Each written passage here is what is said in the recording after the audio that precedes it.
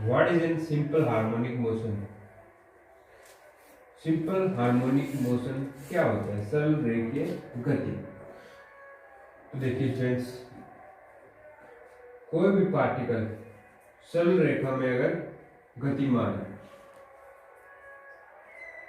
और किसी fix point A से किसी फिक्स पॉइंट ओ से जब उस किसी टाइम टी पर कहीं पॉइंट पी पे होगा, तो इस पॉइंट पी पे उसका जो एक्सीलरेशन है वो इस ओ से जो दूरी है एक्स के समानुपाती प्लस डायरेक्टेड इन द इनटुवर्ड ओ, यानी कि ओ की दिशा में उसकी डायरेक्शन होनी चाहिए एट पॉइंट पी। यानी कि कोई भी पार्टिकल अगर सरल रेखा में गतिमान है, कोई point O, fix point O से उसकी जो दूरी है उसके समानुपाती होनी चाहिए क्या? उसका त्वरण। त्वरण it means x double derivative, F से इसको डिनोट करते हैं। ये उतना चाहिए माइनस एक्स, और अल्फा ले लो या म्यू ले लो, जो समानुपातिक कांस्टेंट होता है। ठीक है, तो इस पॉइंट पर उसका एक्सेलरेशन अगर ये है तो हम बोलते हैं हमारा जो पार्टिकल है वो सिंपल हार्मोनिक गति में गति कर रहा है, सिंपल हार्मोनिक मोशन में। और देखो ये किसी पॉइंट पे यहां तक पहुंच जाएगा, जो पॉइंट होगा ए, यहां पे इसकी वेलोसिटी क्या होगी? 0 होगी। तो मैं आपको इसका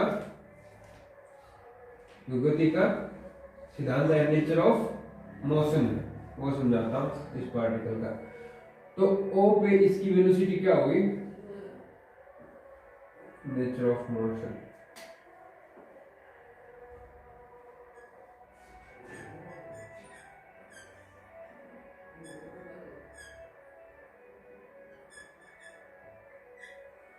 ए पे हम मान रहे हैं कि पॉइंट 0 वेलोसिटी, ए पे वेलोसिटी क्या है? 0। और ओ से लेके ए तक की जो दूरी है वो मैं मान रहा हूं ए है मैक्सिमम, यानी कि आयाम, या फिर ओ ए इज इक्वल टू ए, इसको हम एम्पलीट्यूड बोलते हैं, और आयाम। ठीक है ना? तो इस पॉइंट पे इसका जो एक्सीलरेशन है वो क्या हो जाएगा? Sorry, F is equal to minus mu A, या फिर लेमडा ए। यहाँ पे अगर आप म्यू ए लोगे तो यहाँ म्यू लोगे कांस्टेंट, तो इसका जो एक्सीलरेशन है वो क्या हो जाएगा? म्यू माइनस म्यू ए। ठीक है, तो देखो इस ए पॉइंट पे हमारा वेलोसिटी तो 0 है, स्थिर है, लेकिन इस पॉइंट पे एक एक्सीलरेशन काम कर रहा है म्यू ए, और कौन? माइनस है, इसका मतलब इस डायरेक्शन में उसका एक्सीलरेशन है। तो इस एक्सीलरेशन की वजह से यह पार्टिकल यहां से गति करना प्रारंभ करेगा in the direction of O, और ये जो एक्सीलरेशन है वो कम होता जाएगा, क्योंकि ये दूरी के समानुपाती है ना, ये वाला एक्स एक्स, क्योंकि इधर आएंगे तो ओ से नापेंगे तो कम होती जाएगी, कम होती जाएगी, कम होती जाएगी। यहाँ पे आते ही, ओ पे आते ही इसका जो एक्सीलरेशन है वो 0 हो जाएगा। ठीक है, at point O F is 0, but यहां पे इस पार्टिकल की वेलोसिटी होगी, और वो क्या होगी? मैक्सिमम होगी, और वो होगी अंडर रूट म्यू ए। ठीक है ना? अंडर रूट म्यू ए इस पार्टिकल की मैक्सिमम वेलोसिटी होगी at point P, at point O. तो यहाँ पे एक्सेलरेशन तो 0 हो गया, बट वेलोसिटी आ गई, इस वजह से यह इस वेलोसिटी के कारण यह यहाँ से भाग जाएगा, इस पॉइंट को आगे पार कर जाएगा, और पार करेगा, फिर इसके ऊपर एक्सीलरेशन लगना स्टार्ट हो जाएगा, वो दूरी के समानुपाती, और डायरेक्शन इन द ओ की डायरेक्शन में इसके ऊपर एक्सीलरेशन लगना स्टार्ट हो जाएगा। उस एक्सीलरेशन और इस वेलोसिटी को आपस में धीरे धीरे धीरे धीरे धीरे धीरे कम होकर यहाँ पे ए डैश पे ये क्या हो जाएगी? 0 हो जाएगी velocity. Then at A dash F is equal to minus mu A and v is equal to 0। तो इस पॉइंट पे इसकी वेलोसिटी 0 होगी but acceleration minus mu A आ जाएगा। फिर यहाँ पे ये एक्सेलरेशन की वजह से वापस इधर भागेगा ओ की तरफ, ओ को पार कर जाएगा और ए की तरफ जाए, एक पहुंच इसकी वेलोसिटी 0 हो जाएगी, फिर एक्सेलरेशन लगेगा और फिर ये इधर भागेगा, ओ को पार कर जाएगा और ए ऐसे ये एसएचएम मोशन में गति करता है। सिंपल हार्मोनिक मोशन में जैसे पेंडुलम होता है ना, घड़ी का पेंडुलम, तो वो ऐसे दोलन करता है ना, वो तो लाइन में नहीं होता, सरल रेखा में नहीं होता, लेकिन ये हम सरल रेखा की बात करते हैं, ऐसे ऐसे ऐसे करता रहेगा। उसका रीजन मैंने बता दिया ना क्यों करता है, क्योंकि इस पॉइंट पे इसके ऊपर एक्सेलरेशन होता है इस डायरेक्शन में, तो ये इधर भागेगा और इस पॉइंट पे आते ही उसका एक्सेलरेशन 0 हो जाएगा, बट वहां पे वेलोसिटी होगी, उसकी वजह से ये आगे पार कर जाएगा और इस पॉइंट पे पहुंचते ही उसकी वेलोसिटी 0 हो जाएगी, लेकिन एक्सेलरेशन इस डायरेक्शन में लगने स्टार्ट हो जाएगा, फिर इधर भागेगा, इसको पार कर जाएगा, इधर भागेगा, इसको पार कर जाएगा, ऐसे चलता रहता है। ठीक है, अब हम बात करेंगे इसके टाइम पीरियड या आवर्तकाल। ठीक है, टाइम ऑफ पीरियड, क्योंकि देखो जब ए से चलना स्टार्ट करेगा, ओ तक पहुंचेगा, ओ को पार कर जाएगा, ए डैश तक पहुंचेगा, ए डैश से वापस इधर आएगा और ए पे पहुंच जाएगा, यानी कि किसी भी पॉइंट फिक्स पॉइंट ए से चलकर वापस ए तक पहुंचने का जो टाइम है उसको बोलते हैं आवर्तकाल या पीरियड ऑफ ऑक्सीलेशन।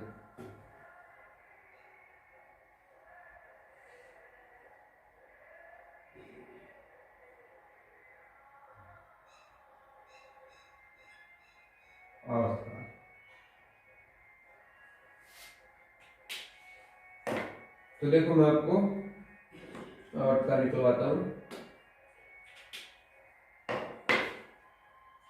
हमने पिछले लेक्चर में एक फॉर्मूला पढ़ा था किसका, जब पॉइंट ए से हम चलना स्टार्ट करते हैं ओ की तरफ, तो हमारी वेलोसिटी एक्स और टी में जो फॉर्मूला है वो होता है t is equal to 1 upon under root mu cos inverse X by A. अगर किसी को नहीं पता तो पिछला लेक्चर एक बार जरूर देख लें, उसमें आप ये फॉर्मूला ड्राइव किया हुआ है, तो आप इसको नोट डाउन कर लीजिएगा। ठीक है, तो ये रिलेशन है इन एक्स एंड टी, कब, जब हम ए से चल के ओ की तरफ जाते हैं तब।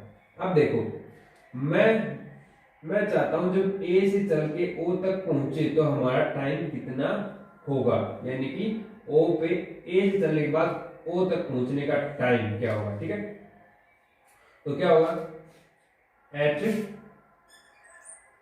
ओ मैं मान रहा हूं that t is equal to time लग रहा है t1। ठीक है, t1 टाइम लग रहा है ओ तक पहुंचने में, और ओ तक पहुंचेंगे, ए से ओ तक की दूरी कितनी है, a है, एंड x बराबर t, तो क्या आ जाएगा, t1 is equal to 1 upon root mu cos inverse a by a, cos inverse 1 आ गया।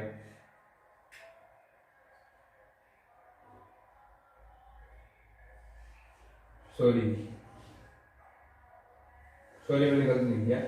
देखो हम x को कहां से नापते हैं, इस पॉइंट से नापते हैं, यहां तक x होगी। ठीक है, यहां से लेके यहां तक क्या होगी, a होगी। तो इस पॉइंट पे हमारी जो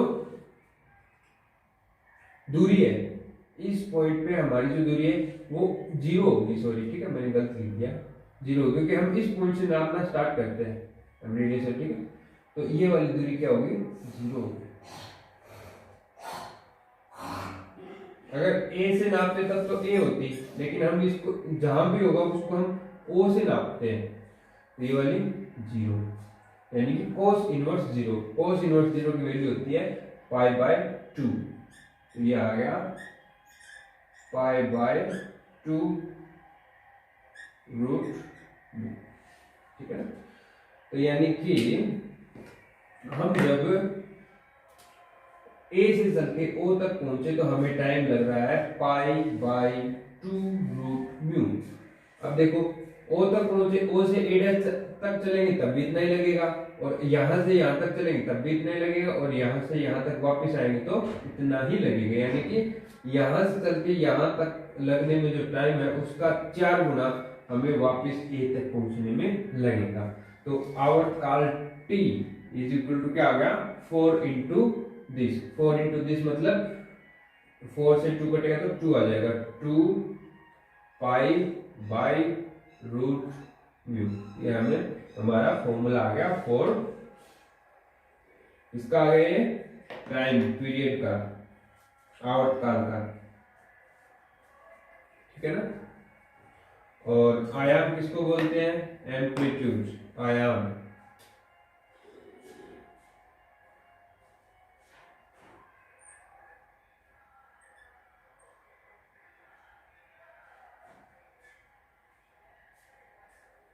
आयाम distance from O to A।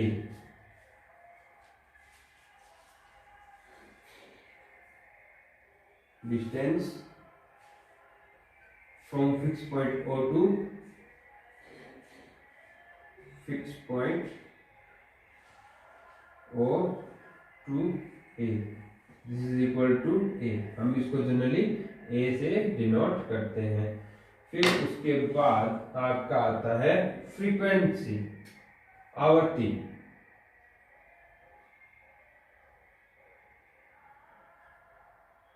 Frequency या फिर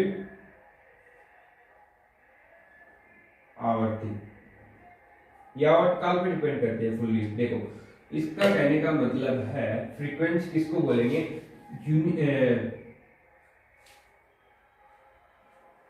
इकाई टाइम में, इकाई समय में या फिर इकाई सेकंड में किसी पार्टिकल के द्वारा दोलनों की संख्या, पूर्ण दोलनों की संख्या। यानी कि ए से चल के वापस ए तक पहुंचने का जो एक, इसको एक दोलन बोलते हैं। जब ए से चल के वापस ए तक पहुंच जाते हैं तो इसको एक दोलन बोलते हैं।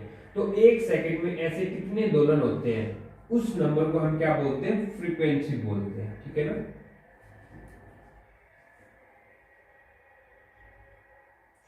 यूनिट टाइम में दोलनों की संख्या, number of oscillation in the unit time,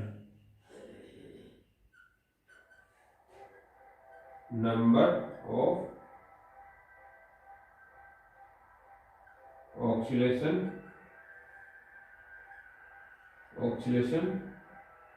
in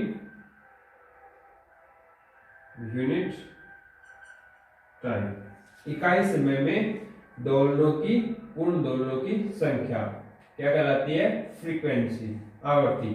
तो देखो हमने फॉर्मूला क्या पढ़ा कि टी समय में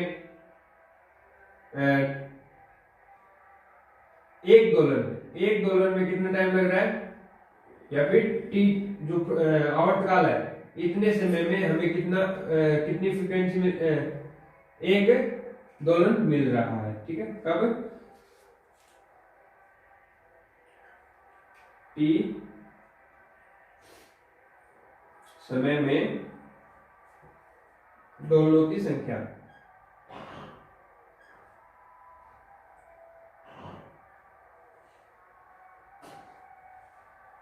ये क्या होती है, 1 होती है, ठीक है। क्योंकि एक दोलन में जो टाइम लगता है उसको हम आवर्तकाल बोलते हैं। तो टी मतलब कैपिटल टी, पीरियड, ये पीरियड टाइम में दोलनों की संख्या 1। तो यूनिट टाइम में, यूनिट समय में दोलनों की संख्या, this is equal to 1/t। और इसको हम किसे डिनोट करेंगे, अंडर रूट म्यू बाय 2 पाई। इतना आपको समझ आ गया ना। और इस लाइन को हम बोलते हैं फ्रीक्वेंसी, यानी कि यूनिट टाइम में दोलनों की संख्या क्या कहलाती है, फ्रीक्वेंसी। और इसको हम डिनोट कर सकते हैं n से, मैं इसको डिनोट कर रहा हूं n से। n का मतलब फ्रीक्वेंसी, दोलनों की संख्या। तो n is equal to under root mu by 2 pi. इसको आप नोट डाउन कर लीजिए। ये रूट म्यू पे डिपेंड करती है पूरी, ठीक है, कितना फ्रीक्वेंसी कितनी आएगी हमारे उसकी। तो अब इसके ऊपर हम एग्जांपल करते हैं। तो यहाँ पे फॉर्मूला याद रखने वाला कौन सा है, ये वाला आवर्तकाल। तो आवर्तकाल जो है वो 2 पाई बाय रूट म्यू है। और ये एम्पलीट्यूड ये आप देख सकते हो, ओ से ए की जो दूरी है वो क्या कहलाती है, एम्पलीट्यूड। और जो फ्रीक्वेंसी है एन आवर्ती, उसको हम कैसे निकालेंगे, आवर्तकाल का उल्टा कर दो 1/t इनकी रूट म्यू बाई 2 पाई, ये क्या कहलाती है हमारी फ्रीक्वेंसी, ठीक है ना। तो अब इसके ऊपर एक एग्जांपल लेते हैं। हम एग्जांपल ले रहे हैं the period to move from the position of maximum displacement to one in which the displacement is half of the amplitude, यानी कि महत्तम डिस्प्लेसमेंट, महत्तम विस्थापन का जो बिंदु है, महत्तम विस्थापन बिंदु से चलकर displacement is half the amplitude, आयाम के आधे दूरी तक चलने में जो पीरियड है, टाइम कितना टाइम लगता है, उसे हमें निकालना है। देखो मैं आपको इसको ग्राफिकली समझाऊं। ये पॉइंट हमारा ओ ए डैश, यानी कि ओ पॉइंट से ए, यानी कि इसने पूछा मैक्सिमम डिस्प्लेसमेंट का जो पॉइंट है। तो मैक्सिमम डिस्प्लेसमेंट हमारा क्या होता है, ए, ये रहा, ये वाला पॉइंट जो है, यहां से हमने चलना स्टार्ट किया। The period to move from the position of maximum displacement, इस मैक्सिमम डिस्प्लेसमेंट का जो पॉइंट है, यहां से हमने मूव स्टार्ट किया, चलना स्टार्ट किया, और कहां तक, displacement is half the amplitude, आधी दूरी तक हम इसको चलेंगे, a/2 यहां से। तो आधी दूरी यहां से जब नापेंगे तो देखो ये दूरी कितनी होगी, a/2 होगी, ये भी आगे वाली कितनी, a/2, ठीक है। तो पूछा इसने यहां से चल के यहां तक यहां से शुरू करके यहां तक चलने में जो समय है, पीरियड है, वो कितना होगा। तो देखो हमने एक फॉर्मूला पढ़ा कि ए से ओ की तरफ आएंगे तो t = 1/√μ cos इनवर्स x/a। तो हम मानते हैं कि यहां से चल के यहां तक पहुंचने में उसको t1 टाइम लगा, और एम्पलीट्यूड कितनी दूरी है, ये a/2 है। तो यहां से लेके यहां तक कितनी बची, a/2। तो x बराबर क्या आ गया, a/2। तो यहां पे पुट कर दो, 1/√μ cos इनवर्स a/2a, यानी कि 1/2 आ गया। तो देखो हमें क्या बोल रहे हैं कि cos इनवर्स 1/2 की वैल्यू निकालो। हम मान रहे हैं इसकी वैल्यू आ रही है x आ रही है, तो इस साइड ले जाओ, यानी कि 1/2 = cos x। तो थीटा की किस वैल्यू के लिए 1/2 cos थीटा = 1/2 आता है, तो वो होता है 60 डिग्री पे। 60 डिग्री मतलब π/3, x = π/3। तो ये क्या आ गया हमारा, π/3 √μ। समझ में आ गया ना। तो टाइम हमारा जो पीरियड पूछा गया है वो आ गया π/3 √μ, ठीक है ना। इतना टाइम हमें लगता है कब, ए से चल के हाफ एम्पलीट्यूड तक आने में। और ये हमारा जो आवर्तकाल है टी, उससे किस टाइप से रिलेटेड है देखो। तो टी हमारा क्या होता है, 2 π/√μ। तो यहां से आप π/√μ की वैल्यू रख दो यहाँ पे। तो π/√μ क्या आएगा, t/2। तो ये रख दो आप t/3 × 2, यानी कि t/6, यानी कि जो ए से चल के हाफ एम्पलीट्यूड तक आने में जो टाइम t1 लगाया है, वो हमारा पूरे आवर्तकाल का 1/6 है। कितना है, 1/6, ठीक है ना, मल्टीपल ऑफ 1/6 पीरियड का। तो ये था हमारा एक एग्जांपल। अभी इसके ऊपर एक एग्जांपल और लेते हैं। हमने एक क्वेश्चन लिया है, यदि किसी सरल रेखा में गतिमान किसी कण का t समय पर विस्थापन x = a cos nt plus b sin nt से व्यक्त होता है, तो सिद्ध कीजिए कण असंचम गति कर रहा है जिसका आयाम amplitude under root A square plus B square व जो आवर्तकाल यानी कि पीरियड ऑफ ऑक्सीलेशन वो क्या है 2π/n, ये हमें प्रूव करना है। तो सबसे पहले हमें दिखाना है कि हमारा जो पार्टिकल है वो SHM गति कर रहा है। तो मैंने क्या बताया था, अगर पार्टिकल SHM गति करेगा तो उसका जो एक्सेलेरेशन है F = -μ × x, ये आना चाहिए, ठीक है। तब हम बोलते हैं हमारा पार्टिकल क्या है SHM गति कर रहा है। तो आप निकालो इसका एक्सेलेरेशन। तो पहले आप इसका डेरिवेटिव कर दीजिए, x का t के रिस्पेक्ट में डेरिवेटिव, जिसको मैं डिनोट कर रहा हूं x डॉट से। This is equal to a cos का होगा sin n t, और सॉरी cos का होता है माइनस sin n t, और इनटू में n आएगा यानी कि -n बाहर ले आओ, और इसका क्या आ जाएगा b इंटू n और cos n t। फिर इसका आप कर दो एक बार डेरिवेटिव और, यानी कि डबल डेरिवेटिव, जो आ जाएगा हमारा acceleration x double dash. This is equal to sine का करेंगे तो cos, और n एक बार और आ जाएगा तो -n² a cos n t, और यहाँ पे क्या आ जाएगा cos है, cos का डेरिवेटिव होता है माइनस साइन, तो यहाँ पे माइनस bn² sin nt, ठीक है। अब यहाँ से देखो, इसके साथ कंपेयर करवाओ, अगर यहाँ से -n² में कॉमन ले लूं तो ये क्या बचेगा a cos nt और plus b sin nt। This is equal to क्या x, ये आ गया हमारा x, यानी कि हमारा f जो है वो आ गया -n² x। रूट म्यू जो हमारा म्यू होता है, म्यू वो क्या आ गया n² का। इसका मतलब particle is in SHM motion, ठीक। तो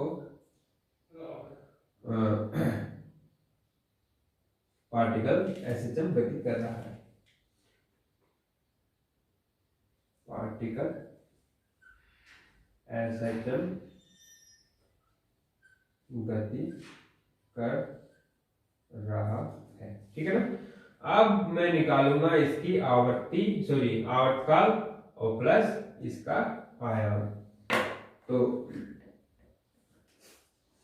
आवर्तकाल तो इसलिए निकल जाएगा, आवर्तकाल कैसे निकलता है, t = 2π/√μ हमारा क्या होता है आवर्तकाल होता है, और हमें म्यू की वैल्यू पता है क्या है n² है। तो इसका मतलब हमारा यहाँ पे n² वैल्यू पुट कर दो, यानी कि 2π/n हमारा क्या आ गया आवर्तकाल आ गया, जो हमें पूछा गया था, ठीक है ना।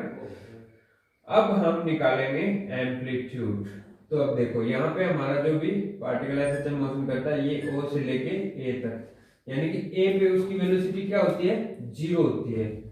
तो O से लेके A तक की जो दूरी है वो क्या कहलाती है, हमारी आयाम कहलाती है। x जो है वो जो भी होती है x, कहां से लेके O तक, O से लेके A तक, यानी कि x की वैल्यू निकाल लो कहां, जहां पे वेलोसिटी क्या होनी चाहिए 0, तो वो क्या कहलाएगी हमारी आयाम कहलाएगी। तो हमारी ये वाली वेलोसिटी है, x डैश क्या होती है वेलोसिटी होती है v। तो इसको 0 रख के और फिर आप x की वैल्यू निकाल लो। तो इसको 0 रखो,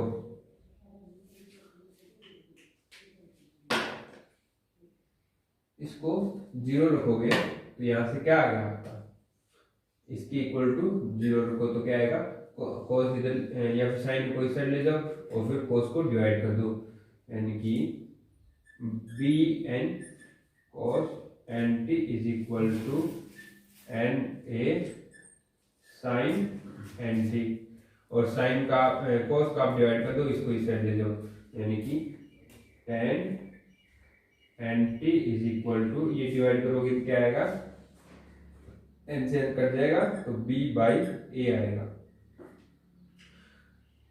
तो अगर हमारी वेलोसिटी 0 होगी तो ये रिलेशन हमें मिलेगा क्या, tan nt = b/a।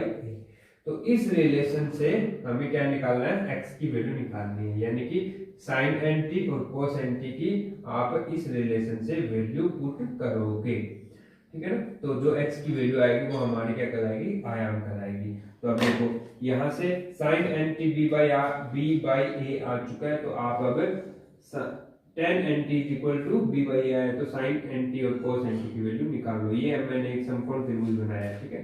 तो tan इज इक्वल टू क्या होता है, लंब बटे आधार होता है, यानी कि b बाई a हमारा ये गिवन है। इसे tan की वैल्यू की वजह से, तो nt हमारा क्या आ गया, ये nt है।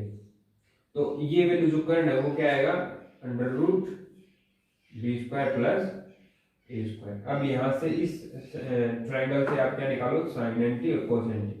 तो sine N T is equal to होता है लंब बटे कर्ण, यानी कि B by under root A square plus B square, और कोस एंटी होता है आधार बटे कर्ण, यानी कि A by under root A square plus B square.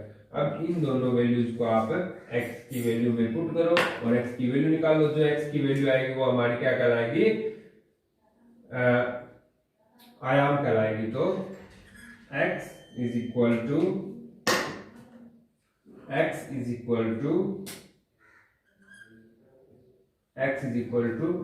a cos NT t। इस कोसेंट t को ऐसे मल्टीप्लाई करवाओगे तो a square divide by under root A square plus B square plus, फिर आप क्या करोगे, B sine N T, B into ये वाला नंबर, तो बी स्क्वायर हो गया, B square under root A square plus B square. अब दोनों देखो नीचे से दोनों कॉमन आ रहे हो, तो फिर क्या बचेगा, A square plus B square divide by A square plus B square. तो इसकी पावर एक है, इसकी पावर आधी है, तो क्या बचेगा, आधी बचेगी, यानी कि आयाम x बराबर under root A square plus B square. यानी कि जब वेलोसिटी जीरो है, यानी कि x की जब जीरो है, तब जो x की वैल्यू आएगी वो क्या कहलाती है, हमारी आयाम कहलाती है। तो आयाम इज इक्वल टू क्या आ गया हमारा, जो हमें पूछा गया था वही हमारा आयाम है। तो आज के लिए इतना ही, थैंक यू।